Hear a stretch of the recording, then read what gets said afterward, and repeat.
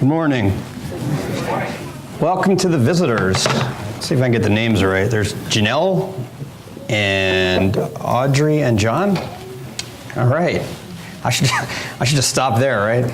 Can only go down. No, I'm kidding.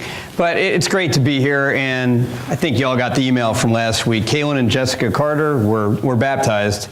They're not here, so we can talk about them.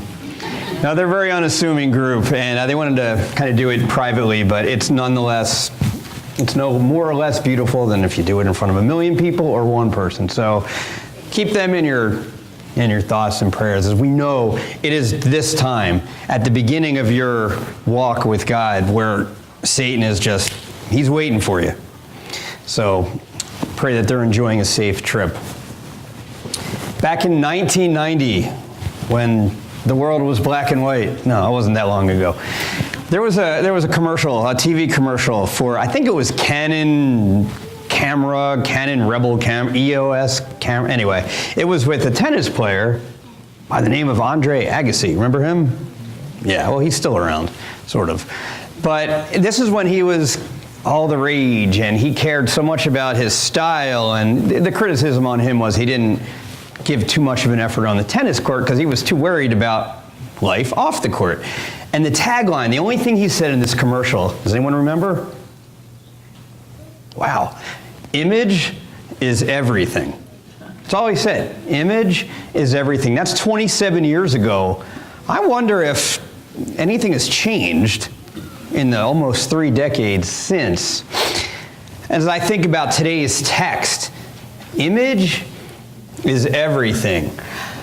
Try telling that to Jesus Christ. Because we're going to look at my Bible, to Mark 2, verses 13 through 17. The working title of this sermon was actually Eating with Sinners. I changed it to Perfect People Need Not Apply. And the key point is this: you don't need to be a perfect person to be a changed one. Have you met any perfect people yet in your life? Have you visited any perfect churches? I didn't think so. You don't need to be a perfect person to be a changed one. Perfect Christians do not exist, but new creations do. It's all about the image, but maybe not, because if we go back 2,000 years ago, and we've been talking about this in Mark's Gospel, who does Jesus seek out? He seeks sinners. And that's a good thing, because dare I say, every single person in this room is a sinner. Please tell me you agree with me. Okay. He actively seeks sinners. So why can't we? Well, I don't want to spend time with those people. I might catch something, or they might make me look bad. Hey, if you're going to bring someone to the Lord, if you're going to even bring someone to church, if you're going to explain the gospel to someone, guess what you need to do? You need to spend time with them. In order to heal someone, you have to spend time with them. There is nothing incredibly challenging about today's text. It's not real deep theologically, it's not incredibly profound. The only thing that's challenging is its application. So go ahead and get to Mark 2. We're going to talk about dinner dates. Maybe not the same kind that you're thinking of. When you think of sitting down with someone for a meal, does the IRS usually come to mind? No. But back then, the picture that I have up here, this is not exactly Matthew, but it could be someone who represented him. It could be someone, this could be Matthew as he's working in progress here. As we get to this point, last week we spoke about, remember we said, just say no. And if you're too busy, go retreat and pray, because that's what Jesus did. Jesus took some time just to be with the Father. And our plan was, well, we need to do the same. So just to recap, Jesus did that. He was alone. And then naturally the disciples found him. And he said, all right, you can come with me, but don't slow me down, because what I'm doing is really important. I'm going to go preach throughout Galilee, and you're going to be my witnesses. So don't lose a step. You need to keep up. So he did that. He preached. He taught. And we see later he will heal a leper. His popularity will grow in spades. He continues to assert authority, and now he's healing a paralyzed man. Remember, they cut out the roof and they put down their friend who happens to be paralyzed? Well, Jesus heals him, and ordinarily you would say, that's a great thing. Not so to the Jewish authorities, much to their chagrin. So what I'm going to do, as we prepare today's text, I'm going to read chapter 2, verses 10 through 12. What I want you to know, that the Son of Man has authority on earth to forgive sins. So he said to the man, I tell you, get up, take your mat, and go home. He got up, took his mat, and walked out in full view of them all. This amazed everyone, and they praised God, saying, we have never seen anything like this. So that brings us to today's text. Basically, you can split it up into four. You got Jesus teaching, Jesus calling Levi, hold your thought, Jesus eating dinner, and then Jesus versus the Pharisees. So let's go ahead and start with that first verse, 13, and also verse 14. Once again, Jesus went out beside the lake. A large crowd came to him, and he began to teach them. As he walked along, he saw Levi, son of Alphaeus, sitting at the tax collector's booth. Follow me, Jesus told him. And Levi got up and followed him. Talked about this before. The lake, it's a very common setting in Galilee. Jesus might as well have been preaching in Minnesota. But the Sea of Galilee area was essentially their home base. And this is a teaching moment.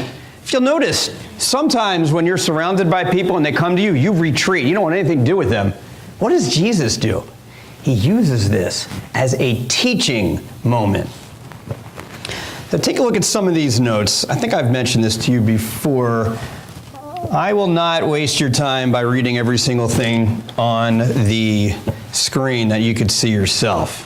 But I do want to say a couple things regarding the highlights here. Okay, so he called Levi. If you're not familiar, maybe you're saying, wait a minute, Levi? I thought he called Matthew. The preachers got it wrong. Well, Levi and Matthew are the same guy. Matthew is Greek. The Hebrew version is Levi. You see, he worked for the Greek-speaking Romans, but he gathered taxes from the Hebrew-speaking Jews. Suffice it to say, this was not a very popular man. Now, we kind of poke fun at the IRS, usually in the spring, and look, let's be honest, they're just guys and women doing their job. But back then, this was really a no-win job. Now, Matthew often inflated your taxes and would actually keep the difference. So he wasn't very honest. He wasn't trustworthy. People like him were corrupt. They had bad reputations. And doesn't that make it even more amazing that Jesus said to him, follow me? You see, all of us are that tax collector, aren't we? Because we're so stained with sin. So follow me. Anyone else start to sense a theme in this gospel? Let's take a look at verse 15. There we go. Supper time. While Jesus was having dinner at Levi's house, many tax collectors and sinners were eating with him and his disciples, for there were many who followed him. Okay. By the way, dinner, not an isolated incident at all in the Gospels, especially if you're familiar with Luke's Gospel. You see the food table, the dinner table, the lunch table, if you will, as really the center of a lot of action, and there's a reason for it. It's one of Jesus' opportunities to put forth the theme of the last shall be first, the first shall be last. He's big on table fellowship. And I want to bring your attention to one more thing here. While Jesus was having dinner at Levi's house, the original Greek text does not say Levi's house or Matthew's house. It just says his house. So it's very unclear. We're not 100% sure whose house he went to. Here's what we are clear on. It wasn't Jesus' house. Why is that? He didn't have a home, did he? Kind of makes you wonder. He's just making all the dinner plans, and this is a guy who doesn't have a home. It's fascinating. But it really speaks volumes what he's trying to do here, and it's this. There's a theme of invitation. Jesus invites, does he invite perfect people to eat with him? Does he invite only the wealthy? No. He invites sinners who maybe you're saying, well, they don't deserve to be in the company of Jesus. Let me tell you something. Metaphorically speaking, God invites sinners to eat with him in heaven. And who are those sinners? I'll give you a hint. They're you. And they're me. Do we deserve that? Of course not. There's that little thing called grace that gets us there and gets these people invited to the table. And I ask you, would you invite people like this to dinner? You want people, there's got to be people, even within the congregation, who you just don't know very well, and you're probably saying, yeah, that person is not stepping into my house. They're not setting foot in my house, not in my kitchen. Really? Why is that? And let me reverse that. Have you ever been invited to a party or to an outing or even to dinner where you don't want to go only because you know who's going to be there? And I'll be honest, it happens. We don't all get along all the time. And I mean, look, if you've ever been on a blind date, a first date, you know within the first minute and a half whether this is going to be good or, might not. Of course, when I met Michelle, we knew beyond a shadow of a doubt right away that it was going to go well. But that's just us, right? So image is everything. Yeah, I don't think so, because I think how you treat people is so much more important than how you are treated. Now, we've got it so backwards in culture today. We are role models. Just like, look, Jesus was surrounded by all these people. They were watching him. His disciples, who were going to build the first church, by the way, watched his every move. He had to treat people the right way, and he did. Forget about your feelings. Well, I don't feel like it today, or you know what? You live your life the way it's supposed to be lived, and let your feelings catch up with you later. And that leads us to the next couple verses, 16 and 17. When the teachers of the law, who were Pharisees, saw him eating with the sinners and tax collectors, they asked his disciples, "Why does he eat with tax collectors and sinners?" On hearing this, Jesus said to them, "It is not the healthy who need a doctor, but the sick. I have not come to call the righteous, but sinners." Amen. That is such a key verse. Now, let me ask you something. Do you pray for church growth? Be honest. Do you pray for church growth? From within, certainly, but from without? I think we'd all be thrilled. We love when we have visitors. We love when people join the church. Who wouldn't want to pray for church growth? But what if people who come in are different from you? They don't fit the Cherry Hill Church of Christ profile, if there is one, right? What if people act differently from you? What if they look differently than you? What if they have different doctrinal ideas than you do? Are you one of those people who prays to God and you say something like, "Lord, when we prayed for people to join our congregation, we didn't want people like that.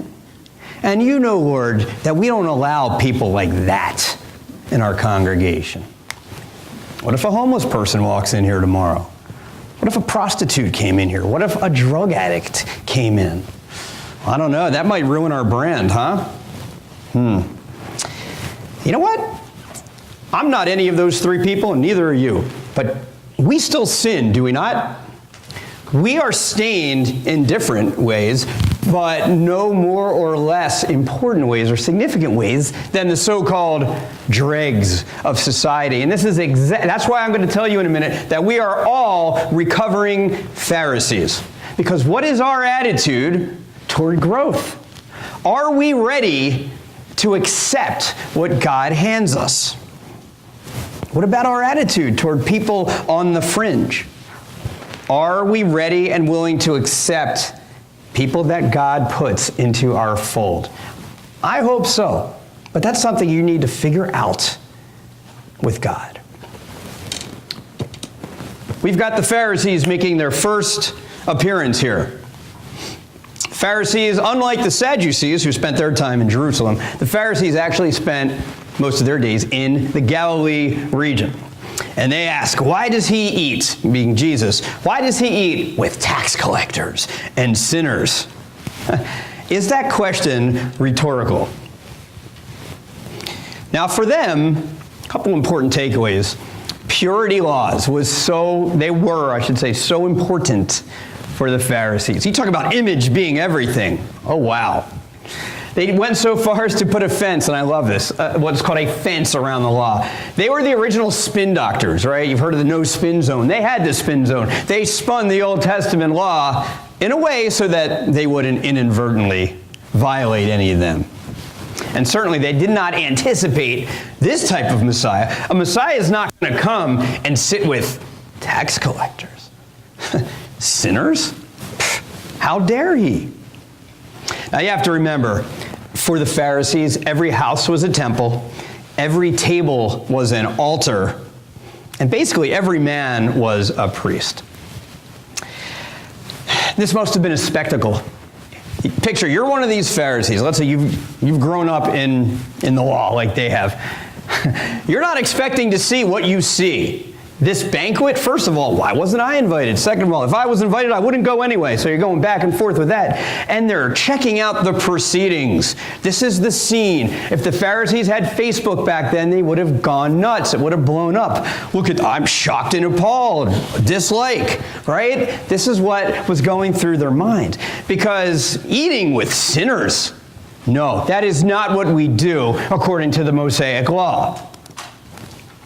Now, what they failed to realize, and what some of us failed to realize 2,000 years later, eating with sinners is not the same thing as condoning sin. I'm sure you all know someone who's done an obvious sin, for lack of a better word. I mean, I know people who have, let's say, cheated on their spouse or gotten in trouble with the law. I would still eat with them, but that doesn't mean I'm saying, good job. Keep up the good work. Those are two different things, and boy, it's a cliche, but we need to separate the sins from the sinners. But these Pharisees, they were clueless. They didn't understand that all they had to do was change. They were not receptive to the message. Luke 18:9-12. To some who were confident of their own righteousness and looked down on everyone else, you know who that is, Jesus told this parable. 2 men went up to the temple to pray, one a Pharisee and the other a tax collector. The Pharisee stood by himself and prayed, God, I thank you that I am not like other people, robbers, evildoers, adulterers, or even like this tax collector. I fast twice a week and give 1/10 of all I get. Is there any love in that comment whatsoever? Something like that attitude leads to the classic response of verse 17, when Jesus says, it is not the healthy who need a doctor, but the sick. What a teaching opportunity this is.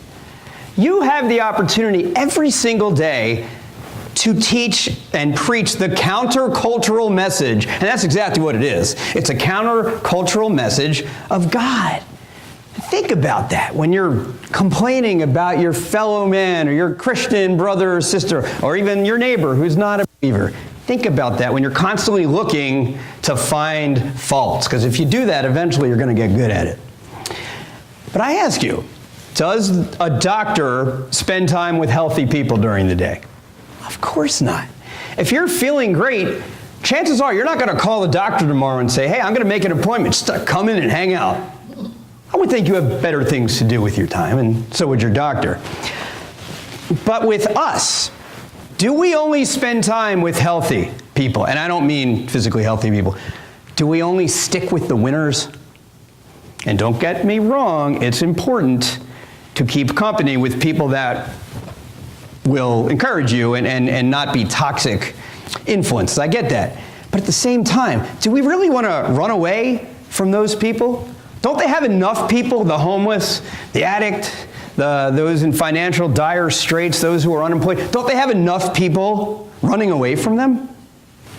If Jesus saw those people today, I promise you, he would not be running away. He would seize the moment and invite them to a meal, either literally or figuratively, because the mission of Jesus is the mission of the church, and that is to proclaim the message, the gospel, the good news to the poor.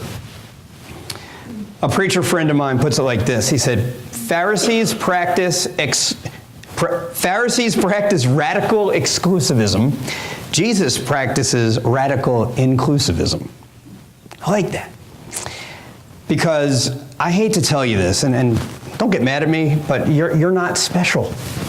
You're not. And if I had a mirror, I would say the same thing. Despite what my mom said, I'm not special. We're not special. Yes, we're loved in the eyes of God, and honestly, that's all we need. It was G.K. Chesterton who said, all men are ordinary men. The extraordinary men are the ones who know it. You're no better than everyone else. And when we look closer at that verse, I have not come to call the righteous. Quick point here is just a matter of language. He uses similar language in Matthew, in Luke, in John. Different contexts, but look, I have come, I have come, I have come. I have not come to call.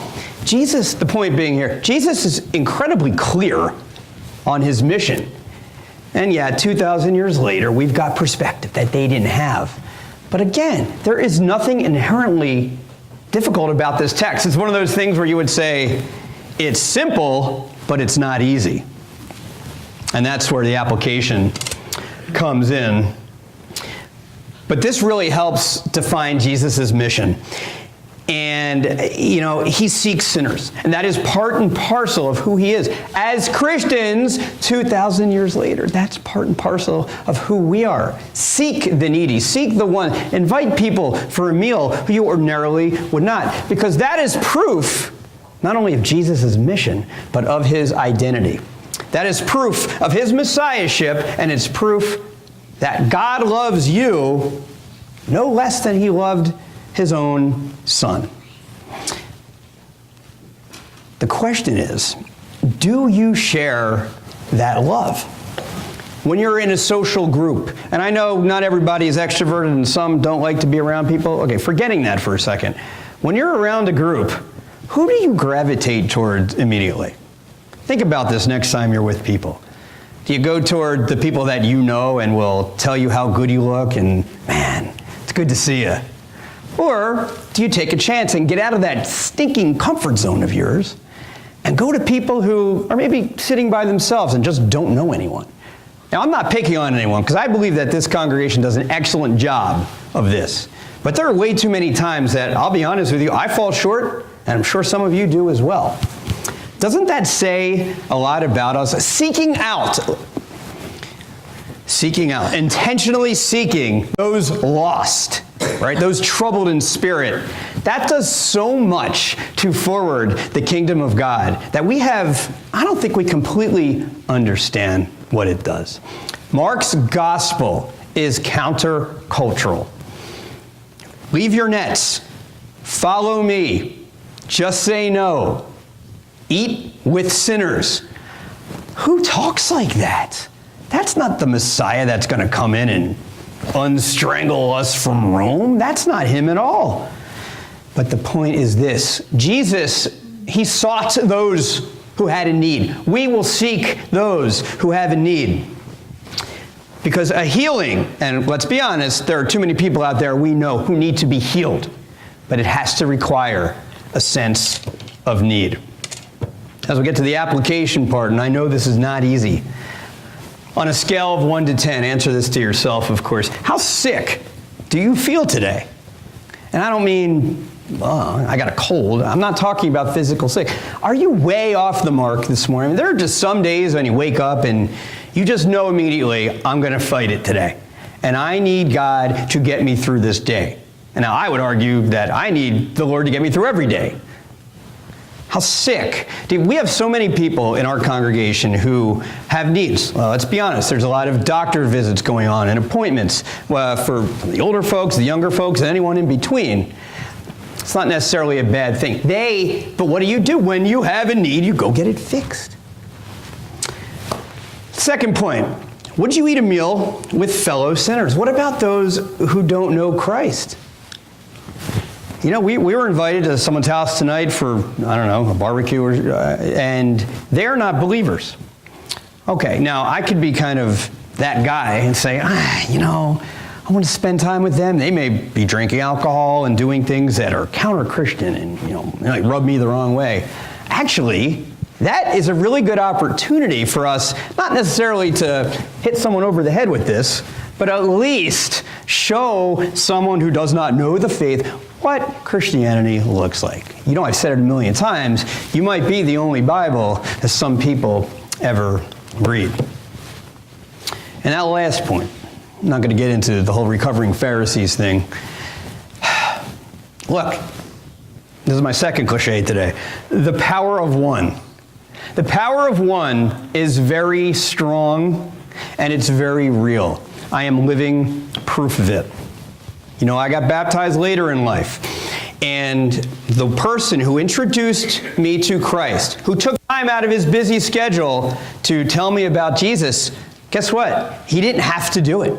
He didn't have to take me to lunch that one day. What if he said, I'm not feeling good today? Or what if Matt makes fun of me? What if he says no? What if it costs too much for lunch? I don't know. There could have been 1,000,001 excuses not to do what he did. But he did. The power of one is real. And he'll tell you, this is not a superhero. This is just a Christian man witnessing. And really, that's all we need to do. Seek those. Look, I was in major need of healing. Fortunately, I found the right guy. God put him in my life. But we can all be that person. Here's your challenge. Call someone today or tomorrow who has a need, physical, emotional, financial. And if you don't feel like picking up the phone, I'm sure most of you have Facebook accounts, social media. Is it me, or are people more willing to post negative things that are going on in their lives? Since when did this become open season for that? But anyway, it's not what I would do, but if you go and look at your friends' Facebook messages, a lot of them are people that are calling out for help. Well, let's be honest. Maybe if you don't want to contact them, you know what? Send them a Bible verse. The worst thing that could happen is they'll delete it. The best thing that could happen is, what does that mean? Let's talk a little bit more about that. You never know. Again, social media is crazy and we can abuse it, but we can also use it to our advantage because we all have a voice. This is the point of the conversation where grace will make an entrance, because I firmly believe grace is the breath of this church. And there are so many people out there who are gasping for air. But we've got to open our eyes. If our eyes are closed, how in the world are we going to locate these people? In order to heal the sick, you don't ignore them. We need to spend time with them. So let me repeat something I said a few moments ago. Stop looking for the perfect person, because the perfect person does not exist. Look for those who are willing to change. And instead of trying to find perfection in your neighbor, spend time with the one perfect Lord and Savior of your life.